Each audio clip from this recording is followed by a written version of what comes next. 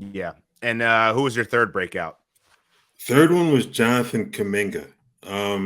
There was some confusion because I split up that section on him into two paragraphs. So there's some who believe I have Draymond Green as a breakout player. That's not the case.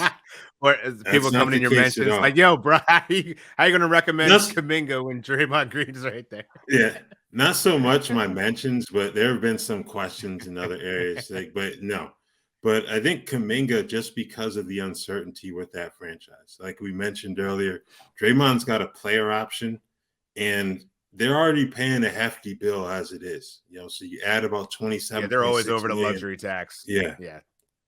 that you're looking at a roster that could be worth about 500 million when you combine salary and luxury tax next season. And Insane. I don't care how confident your front office is in terms of being able to put a championship caliber roster together. At a certain point, that bill comes due. It's just a natural evolution of a sport where you have a salary cap and luxury tax. So I think Kaminga, with more playing time, if they were to make a move there, is someone that can be a kind of a breakout candidate. He had 38 games this season where he played at least 20 minutes. Averaged 13.9 points, 4.2 rebounds, 2.6 assists, 0.8 steals, 0.6 blocks, and 1.2 3-pointers per game. Shot about 57 from the field and 66 from the foul line. That's not someone that I think you would reach for like a top 100 pick with, but I think he's someone outside of the top 100. Could end up giving you better value than expected, especially if they're to make some moves with some of the older players on that roster. Yeah, I'm just wondering what the Warriors are going to do. If they're a first round Yeah. exit, they're blowing it up. They're Mm-hmm. Bob Myers, his GM, his contract's up for renewal. There's been rumors that they may not re-sign him.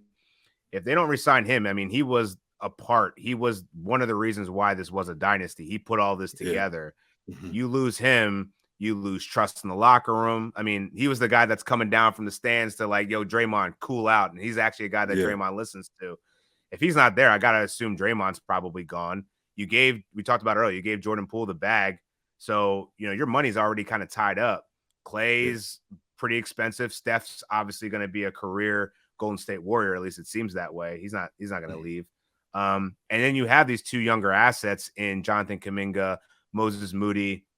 Patrick Baldwin also is another guy that I think could also maybe emerge too. Very highly regarded high school player.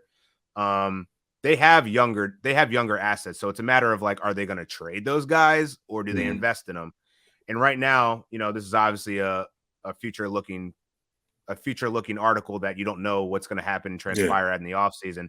But I would think that Jonathan Kuminga is actually set up pretty well for success, assuming they get rid of everyone else. Because I think he's performed better than Moody. He's been trusted into starting roles more quickly and more readily into the rotation with the stars that they have.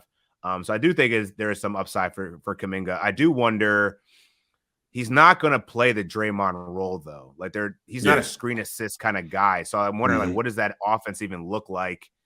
I think it would actually be more higher paced. You want to probably put Kuminga in positions where he can attack the rim because that's what he does. Great rim runner. Working on his J, it's definitely improved. But he's not a person that's going to work off screens the way that Steph Curry and Draymond Green have been so accustomed to. So I'm curious to see how that offense kind of morphs without Draymond in there and what that kind of looks like. But I would expect Kuminga was probably going to be the one that's going to benefit there. And the other person that's on the team now that's also played a huge role in Andrew Wiggins. Where does he stand in that? Dante DiVincenzo is probably going to be gone. This Warriors team is going to could look completely different going into next season. So I think Kuminga's safe. Everyone else, not really so sure, but Draymond, it would probably be in his best interest to go test the markets because I think this is going to probably be the last time he's going to be able to get a big contract like this. So for him, I think it's in his best benefit not to accept that player option.